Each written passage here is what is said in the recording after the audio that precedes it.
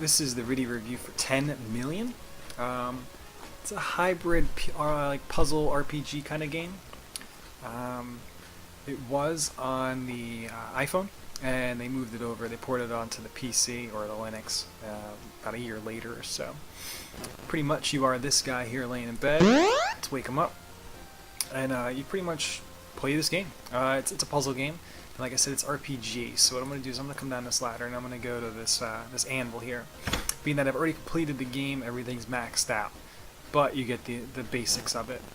What you can do is you can go ahead, as you play the game, you get a currency that you can trade in to increase the damage that you do with different things or armor. Here's the current weapon, so what it does is every weapon you use, it increases your physical damage and the crit hit. And you have 3 options that are each maxed out right now, but you'll understand once you see the game as well. There's armor you can increase all the way to the right. Here you can increase your, I think it's your health. Different things you can unlock here that you can train. Like I said, it's a currency that you use. Different things are wood, there's ore, there's also money. Let's go to the door and we're going to start. You can understand. This is the max difficulty hero, and then you can go down to Dungeon Master and all the way back down to Rookie. We're going to start at Wayfarer. It's okay. As you can see on the right hand side as well, it says Resource Collection, and underneath that is 3 types of enemies that you'll see in this dungeon. And we'll increase the difficulty. You can see that different monsters change, and as you can imagine, they do get harder. They have more health, they do more damage to you. It goes all the way up to Hero, which is the final difficulty. We'll come back down to Wayfarer and we'll go ahead and run this dungeon. And here you can see that it's a puzzle game. What you're going to do is you're going to match the like color icons to each other. You can slide up, down, do the swords here, and you can also slide left or right. So we'll make the magic here. Like I was saying, you can upgrade your magic or your weapons. The weapons are obviously the swords. The magic is going to be the red. We come to a door here. We have to unlock the door by getting a key. So we'll move this up and make the key there. This is a chest. Inside chest are items. So again, you can see just on top it's got 1 lock on it. So we'll go ahead and we'll slide this down to unlock it. Some things have 2 locks. What you'll have to do then is make 2 sets of matches on the keys. Here you can see I don't have a match for keys. So what I have to do then is just make a match somehow. So I have to keep moving everything else around so it'll allow me to make a match with my keys. I'm hoping that I'll sit here as I'm talking. Alright, here we'll scroll up. Now it gave me a red ball. I can use that red ball if I click it, and it does damage to the monster. Not enough to kill it, but just enough to hurt it. So I'm going to get some more swords, continue through. It is a puzzle game in its heart, so you can see that you do matches. There's different things you can match. There's ore, there's wood, there's swords, there's all kinds of things you can use for currency or your damage. On the left is your items. So I'm going to use that red ball to kill that guy. It did enough damage to kill him that time. That was cool. It's a lot of fun. It's pretty addictive. It does last about, I'd say maybe anywhere between 4 to 6 hours, depending upon how much time you actually want to put into it. I played a lot of this game because it was a lot of fun. Once I beat it, I did come back to it a little bit to come play it again because, like I said, it's a lot of fun. It's different. It's not so much of a dungeon crawler. It's more RPG-ish, and it's puzzle, so I like both, and that's pretty cool to me. As you can see, this lock has 2 locks. I have to do 2 sets of locks on it. And as you progress through the map, you kind of go up in difficulty per se. I click the food there, so it kind of gives me health. There's no health in this game. So what you do is, if a monster hits you, you go backwards. So it's kind of knocking you back into failing.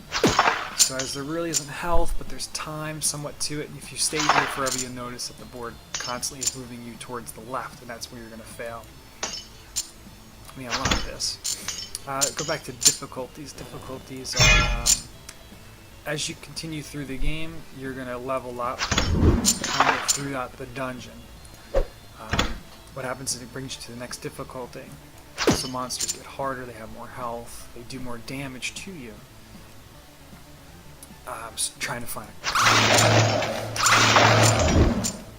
And and you'll see a warning screen, and that'll tell you that, you know what, you finished the current difficulty you're in or the current dungeon, and you're going to move on to the next one. So it does have some replay to it because you're going to be failing, and then you're going to have to go back in and do the dungeon again. Either that particular dungeon or the next one in difficulty. Let me get here. His face here.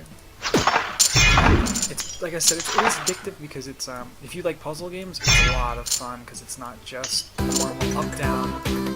It's also left right. You can see you get a score here at the top. My run's complete. My run is 247,000. You need to get, guess what, 10 million points. It's not simple. It's not easy. Only reason I have this high score is because I've played the game already and completed it, so I have a lot of damage unlocked. If you look on the left, you'll see your experience you have, how many wood, how much ore, and how much money you have. I have everything unlocked, so I have no choice to use it. So there's that's why I have so much. But as you're playing the game, I'm going to go back home and show you. You're going to play the game, and you're going to get different things that you can unlock. Here's the armor. You go ahead over to the armor, and you can buy different things. As you can see, I do not have these two. So if I ever had 57,000 gold, 5,700 gold, or the 5225, I can increase my shield size. If I go down here, I think this is damage reduction, enemy attack delay.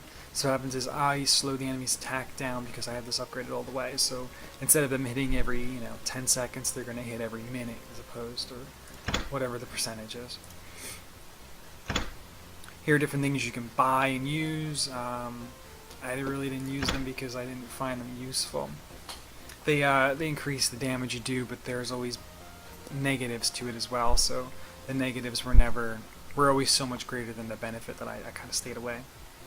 It is a lot of fun. There's a lot of dungeons to run. There's a lot of replayability because, as I said, the monsters increase in difficulty. You'll fight 2 or 3 monsters at once because they're right next to each other. So it's a lot of fun. I would definitely check it out. It's I did pick it up. I think it was just a couple bucks, maybe $2 or $3 on a Steam sale. I would say definitely pick it up if you're into puzzle games. It's a big thumbs up. Puzzle games, RPG games. It's really cool. It's indie. That's kind of in right now. So yeah, I would definitely say pick it up. It's a lot of fun. And yeah.